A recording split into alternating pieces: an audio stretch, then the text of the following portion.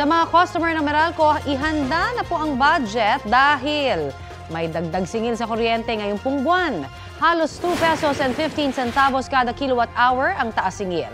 Katumbas po yan ang halos 430 pesos na dagdag sa bill para sa mga kumukonsumo ng 200 kilowatt hours kada buwan. Yan na ang pinakamalaking dagdag singil ng Meralco ngayong pong 2024. Ayon sa Meralco, nakaambag sa dagdag singil ang generation charge at buwis.